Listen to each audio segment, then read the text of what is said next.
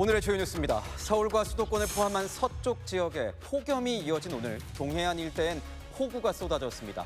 지역 간 기온차도 14도 이상 벌어지는 극과 극 양상을 보였습니다. 민주당 전당대회 제주와 인천 지역 권리당원 투표 결과가 잠시 뒤에 공개됩니다. 축구대표팀 감독 선임 부당 개입 의혹과 외국인 심판 성접대 의혹이 불거진 축구협회가 오늘 공식 사과했습니다. 뉴스에 시작합니다. 김윤수입니다. 조금 떨어지긴 했지만 그렇다고 더위가 가신 건 아닙니다. 주말인 오늘도 낮 최고 37도에 달하는 찜통 더위가 이어졌습니다. 밤에도 더운데요. 서울은 오늘로 17일째 열대야를 기록할 걸로 보입니다. 취재기자 연결하겠습니다.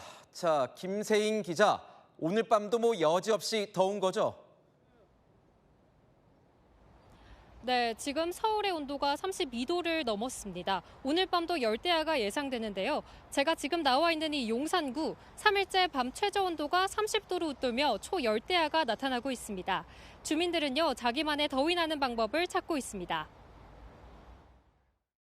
한 8시나 9시 그 정도, 좀 다른 데보다는 좀 시원한 것 같아서 이렇게 한강 근처에 산책 나오고 하고 있습니다. 낮에도 약간 커튼을 쳐놓거나 좀 블라인드를 내려서 햇빛을 조금 차단하니까 조금 나은 것 같고, 강아지도 굉장히 오랜만에 지금 일주일 만에 데리고 나왔어요. 서울은 지난달 22일부터 17일째 열대야가 이어지고 있습니다.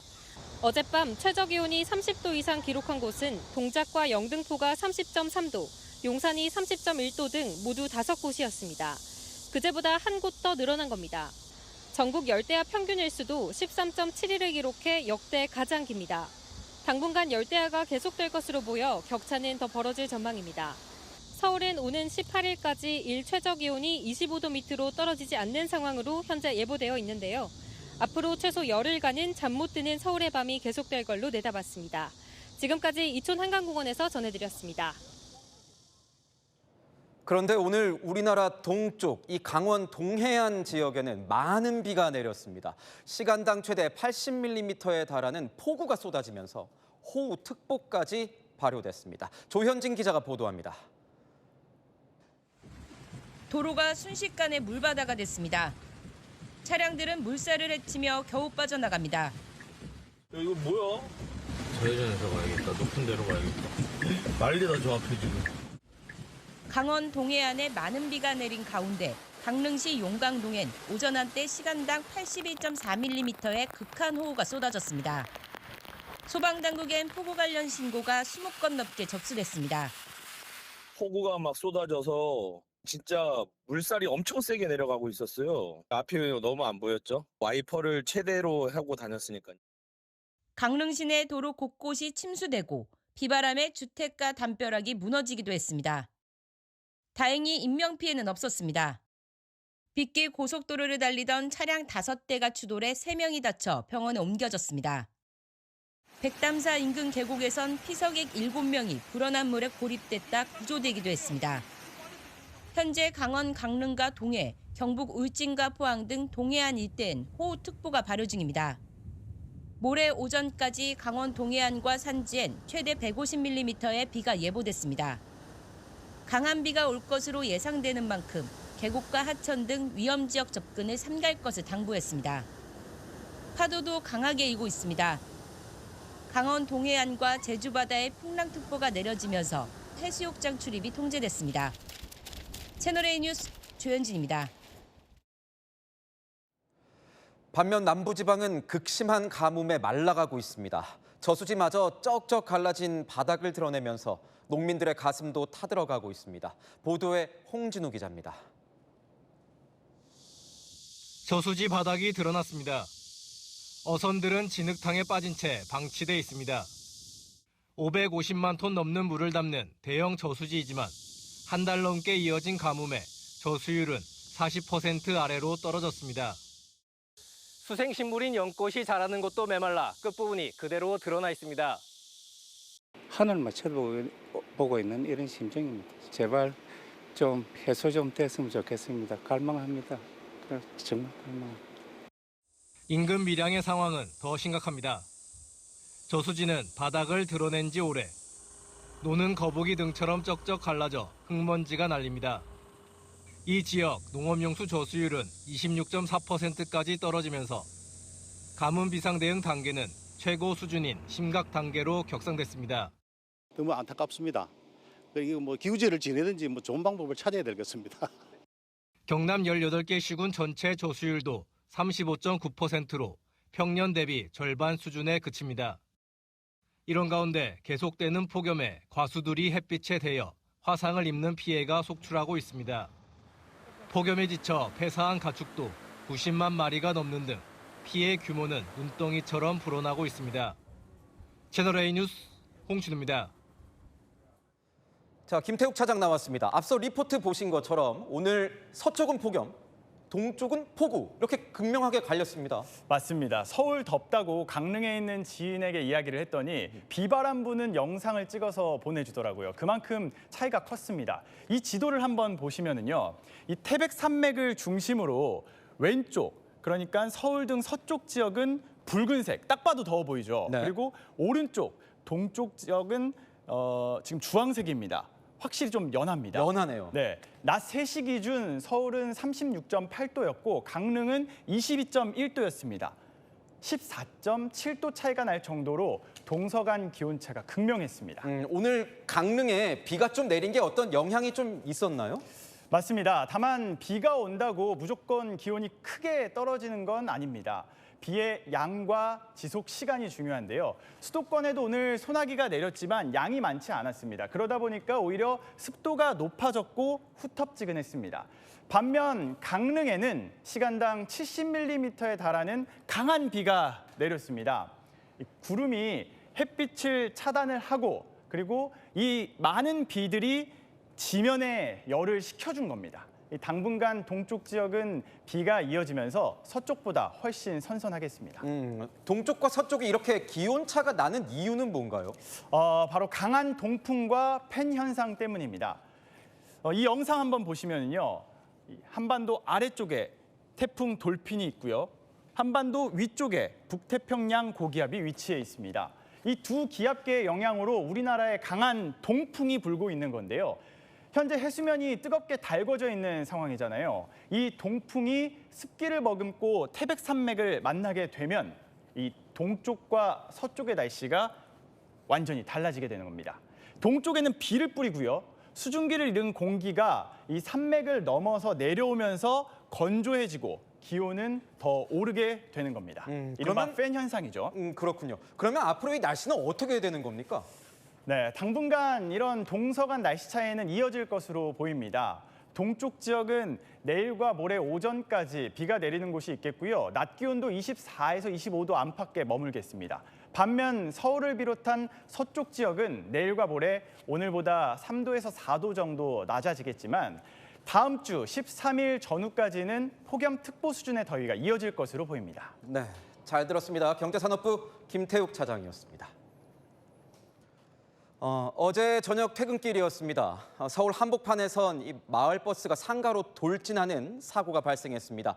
8명이 크고 작은 부상을 입었는데 버스기사는 브레이크가 작동하지 않았다고 주장했습니다. 홍지혜 기자가 취재했습니다. 마을버스가 차선을 넘나들며 위태로운 고개 주행을 합니다. 휘청이던 버스는 골목길에 들어서서도 속도를 줄이지 못하고 앞바퀴가 들린 채로 질주하더니 앞서가던 택시를 들이받습니다. 충돌한 버스는 순식간에 인도를 덮치고 흰색 SUV와 건물을 들이받고서야 멈춰섭니다. 어제 저녁 8시쯤 서울 서대문구 홍제동에서 마을버스가 차량 3대를 잇따라 들이받고 인근 건물로 돌진했습니다.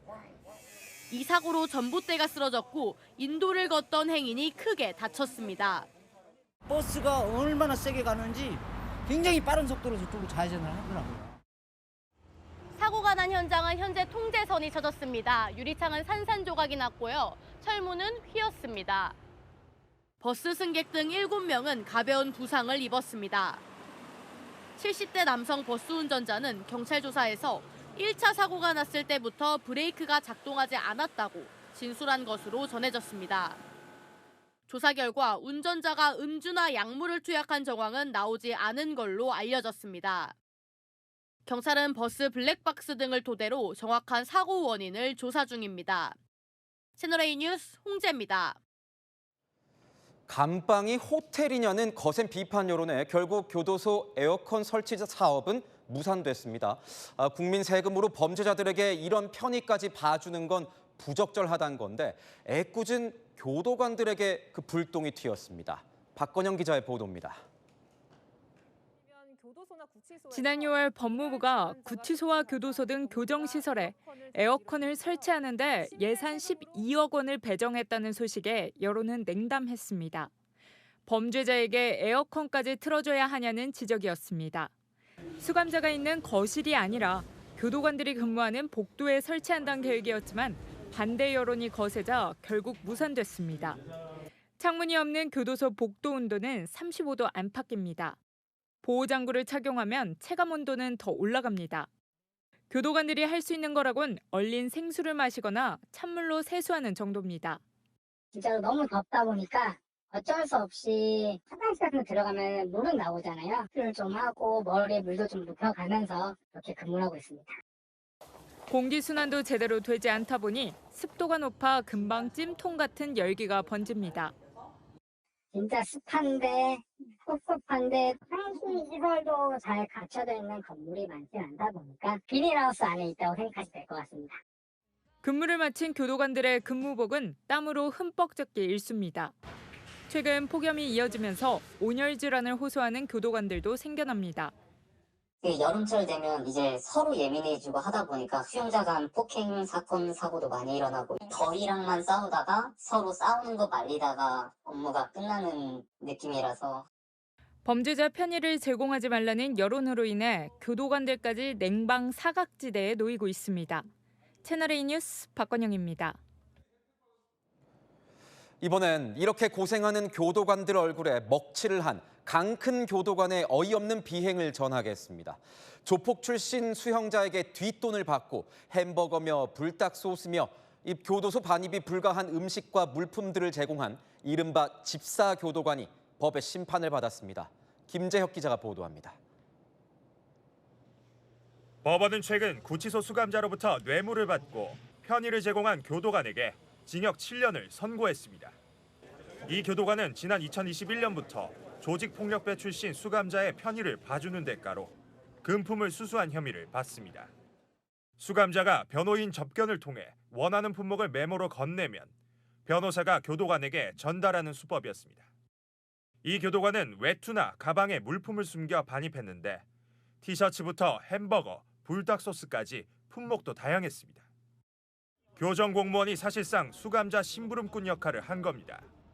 수감자의 부탁으로 독방 배정에 관여하거나 다른 수용자의 개인정보를 빼내 전달한 혐의도 받았습니다.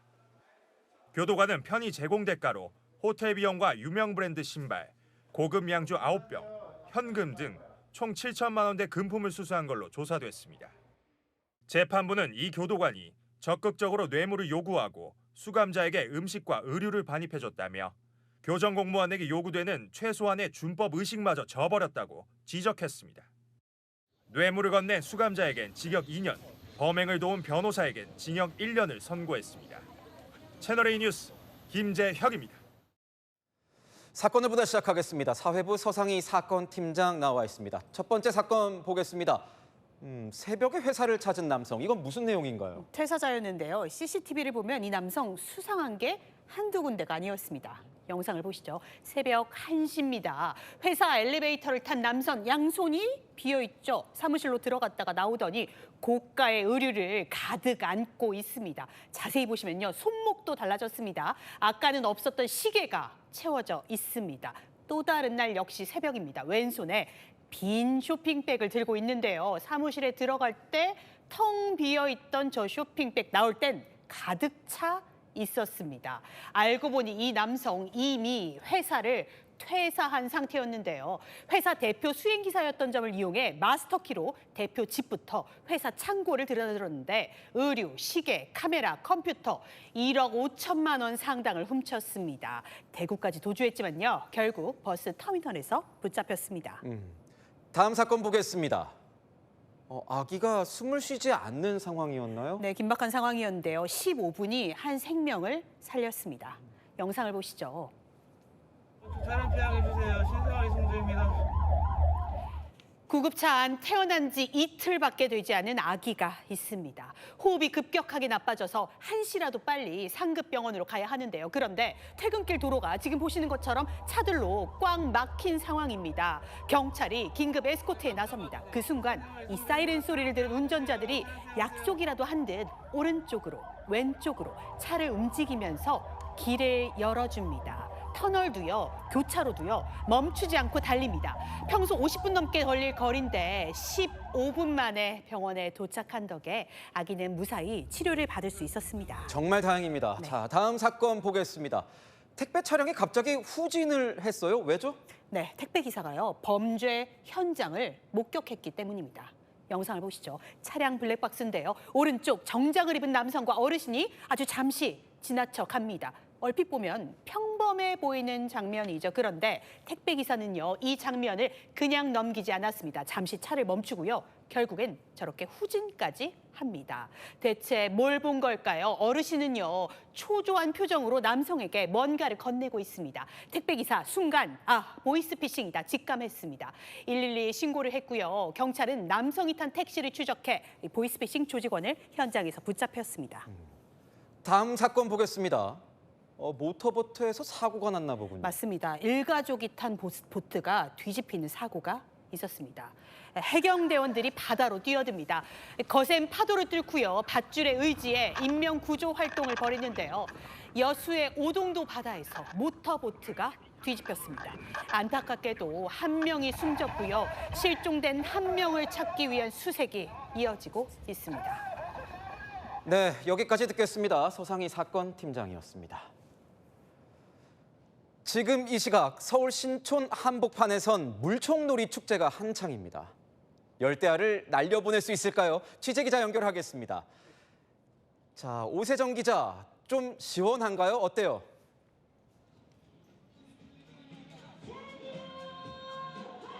네, 이곳 신촌 연세로는 물놀이장으로 변신했는데요. 지금은 잠시 오후 공연 무대를 준비 중인 모습입니다.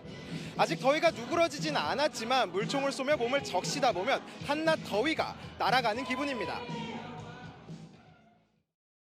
더위가 싹 사라지는 것 같고 물총에서 갖고 노니까 수영장보다 10배는 더 재밌는 것 같아요.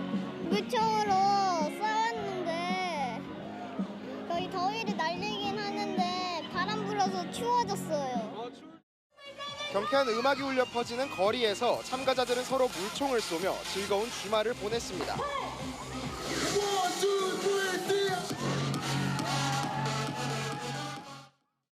무대 옆에서는 솜사탕 같은 거품이 뿜어져 나오고 아이들은 신기한 듯 손으로 만지고 몸에 묻히며 뛰어놉니다. 도심 속에서 여름을 즐기자는 서울 바캉스 페스티벌은 오늘 오후 2시부터 시작됐습니다. 저도 물총축제 현장에 참여해봤습니다. 입추가 지났지만 시민들은 일주일 내내 이어진 폭염 스트레스를 날리며 더위를 잊었습니다. 요즘 날씨가 너무 더워서 일주일 동안 물놀이 하고 싶어서 이것만 기다렸어요. 조금 뒤 해가 지면 축제 성격이 바뀌는데요. DJ 공연과 함께 도심 거리가 거대한 클럽으로 변모할 예정입니다.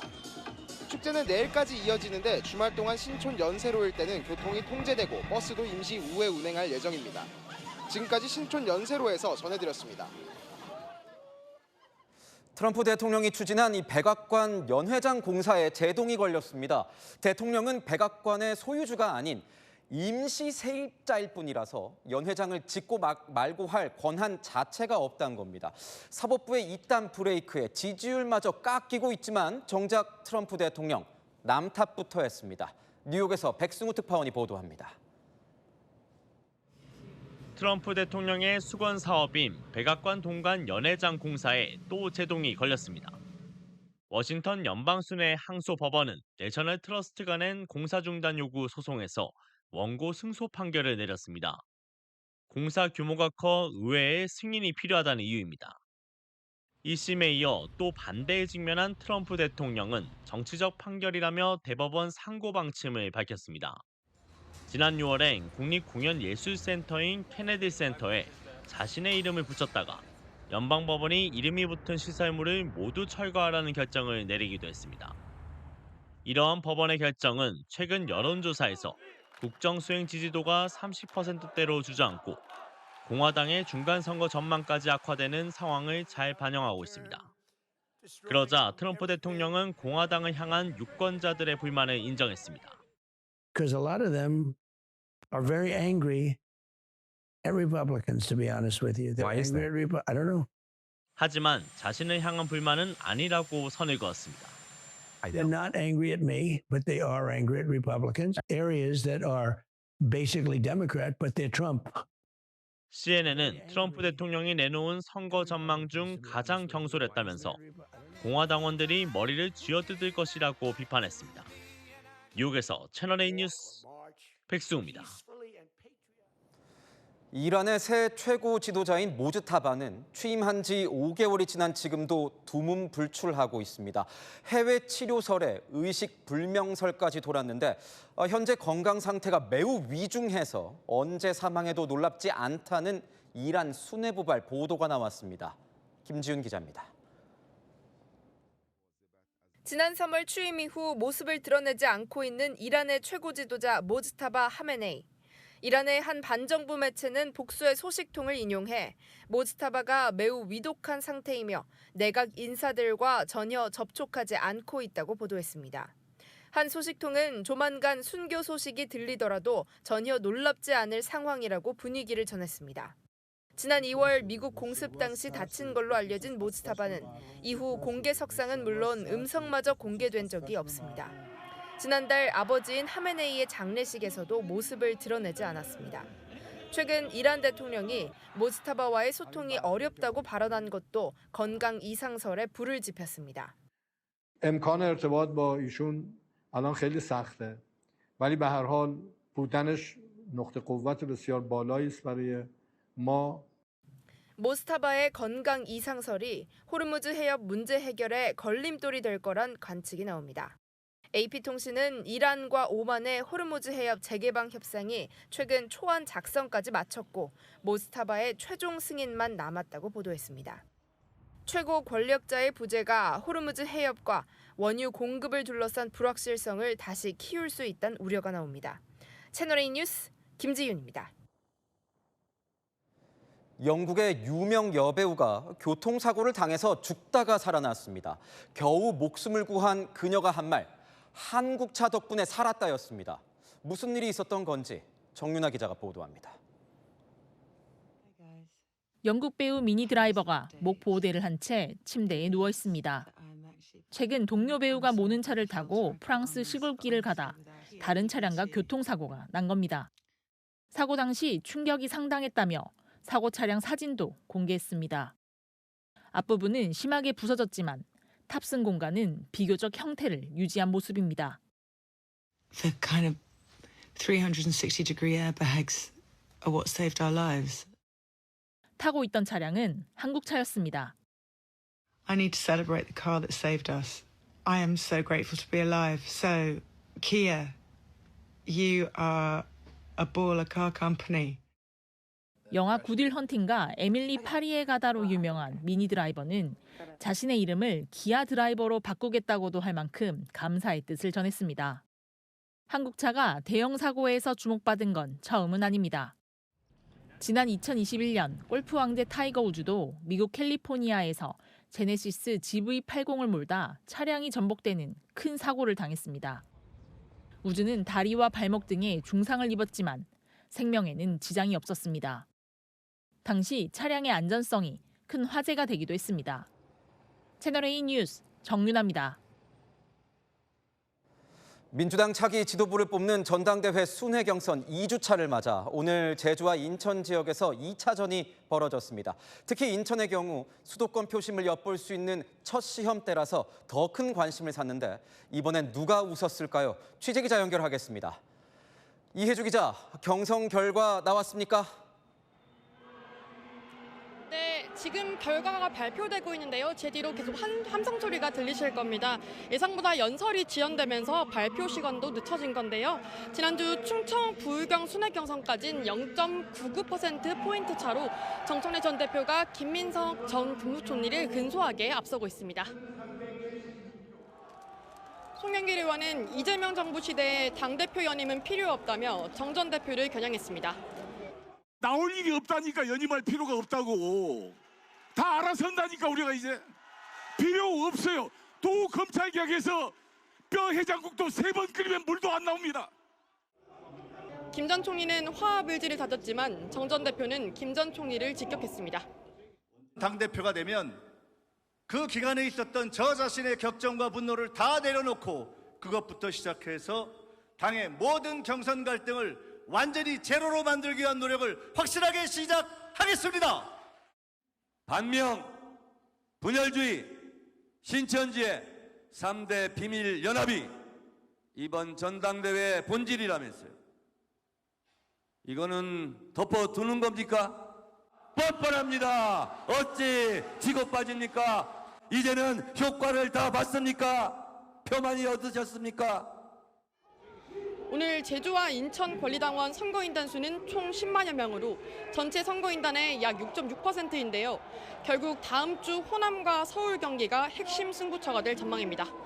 민주당은 내일 강원과 대구 경북 권리당원 투표 결과를 발표하고 오는 17일 국민여론조사 30%를 앞산해 최종 결과를 가립니다. 지금까지 인천 남동체육관에서 전해드렸습니다. 대통령이 개미들에 응답했습니다. 주식시장에서 투자자들의 반발을 사고 있는 세제 개편안에 대해 원점 재검토를 지시했습니다. 이준성 기자가 보도합니다. 이재명 대통령이 ISA 개편안과 주가 누르기 방지법의 전면 재검토를 지시했습니다. 이 대통령은 어제 상황점검회의에서 관련 보고를 받고 정확히 준비 않고 왜 그랬냐, 개편 취지를 왜 못 살렸냐고 질타한 것으로 전해집니다. 신설 예정인 생산적 금융 ISA는 투자 대상을 국내로 한정해 청년층이 선호하는 국내 상장 해외 ETF는 세제 혜택에서 제외됐습니다. 기존 ISA 제도에 대해선 만기를 5년으로 제한하고 2월 제도마저 폐지했습니다. 주가 누르기 방지법도 기업들이 쉽게 빠져나갈 수 있게 설계해 증시 부양 취지를 살리지 못했다는 지적이 나왔습니다. 여당에선 전면 재검토 지시를 환영하면서 시장의 우려를 감안한 보완책을 마련하겠다는 목소리가 나왔습니다. 국민의힘은 검증 없는 졸속 정책이라고 비판했습니다. 선 발표 후 번복의 아마추어 행태에 국민과 시장만 피멍이 들고 있습니다. 국민은 이재명 정부의 정책 실험용 마루타가 아닙니다. 안철수 국민의힘 의원은 계약에 동의한 책임자들 역시 갈아치워야 한다고 지적했습니다. 채널A 뉴스 이준성입니다. 정부가 조만간 부동산 공급 대책을 내놓을 걸로 보이는데 야당은 계획을 발표하기 전부터 반발하고 나섰습니다. 서울 용산공원에 아파트를 짓느냐 마느냐, 그것이 문제입니다. 남영주 기자입니다. 이런 인식이 생겼습니다. 어제 청와대에서 비공개로 열린 부동산 정책 점검 2차 회의. 이재명 대통령은 6시간 마라톤 회의 끝에 기존 사고방식에 매달리지 말고 발상을 전환해 과감하게 판단하고 실천하라며 공급 확대를 강조했습니다. 구체적인 주택 공급 계획은 나오지 않았지만 서울 그린벨트와 군부지, 도심 유휴 공공부지 등이 거론된 것으로 전해집니다. 오세훈 서울시장과 이견을 보인 용산 어린이정원 부지에 대해선 서울시가 저렇게 반대하는 게 아쉽다는 취지의 언급을 한 것으로 알려집니다. 오 시장은 오늘도 미래 세대의 몫인 용산공원을 훼손하는 일은 1cm라도 동의할 수 없다며 개발에 반대했습니다. 시내 한가운데 있는 녹지를 줄이자, 거기에 아파트를 짓자, 이거를 동의할 수 있는 시장이 전 세계 어느 대도시 시장이 있겠습니까? 용산이 지역구인 권영세 의원은 국민의힘 출신 구청장 등과 함께 용산 어린이정원 앞에서 주택 공급 계획 철회를 촉구했습니다. 용산의 녹지가 되어야 할 우리 용산공원을 여기 아파트를 짓겠다고 하는 이런 발상 어디서 나온 겁니까? 정부는 이르면 다음 주 공급 대책을 내놓을 예정입니다. 채널A 뉴스 남영주입니다. 월드컵 부진 후폭풍 속에 외국인 심판 성접대 의혹까지 불거진 대한축구협회가 결국 사과문을 냈습니다. 큰 실망을 안겨드려 죄송하다면서 쇄신을 약속했습니다. 김용성 기자입니다. 대한축구협회의 심판 성접대 사건에 대해 외신도 주목하고 있습니다. 일본 사커 다이제스트는 최악의 경우 한국의 동메달이 취소될 수 있다고 언급했으며 일본 풋볼 트라이브는 성접대를 받은 것으로 의심되는 자국 심판진을 언급하며 일본 축구협회와 J리그도 조치를 취할 수밖에 없을 것이라고 보도했습니다. 성접대 사건이 국제적 상황으로 번지고 있는 가운데 축구협회가 오늘 사과문을 발표했습니다. 축구협회는 기쁨과 환희를 안겨드려야 하는 협회가 본연의 기능을 잃은 참담한 상황이라며 각종 사안으로 심려를 끼친 점을 깊이 사과한다고 밝혔습니다. 다만 성접대와 법인카드 문제에 대해서는 현재 이와 같은 부적절한 행위나 카드 사용은 절대 발생하고 있지 않다며 그간 축구 국가대표팀의 성과나 노력이 오해받거나 퇴색되지 않기를 바란다고 호소했습니다. 그러면서 외부의 질타와 비난은 가슴 깊이 새기고 쇄신의 기회로 삼겠다고 약속했습니다. 채널A 뉴스 김용성입니다. 푹푹 찌는 열기, 내일은 조금 나아집니다. 오늘 서울은 최고 기온 36.8도로 햇볕도 뜨거웠는데요. 내일은 한낮에 34도로 오늘보다 3도 정도 내려갑니다. 반면 동쪽은 물폭탄이 떨어집니다. 모레까지 최대 100mm가 내리는데요. 내일 새벽부터 오전 사이에는 시간당 20에서 30mm가 쏟아져 집중호우로 인한 피해가 없도록 유의하셔야겠습니다. 내일 한낮 기온은 전국 대부분 34도로 여전히 무덥겠고요. 비가 오는 동해안은 강릉 26도, 울산 31도로 비교적 낮겠습니다. 다음 주에도 35도 안팎의 무더위는 계속됩니다. 날씨였습니다. 뉴스에 마칩니다. 시청해주신 여러분 고맙습니다.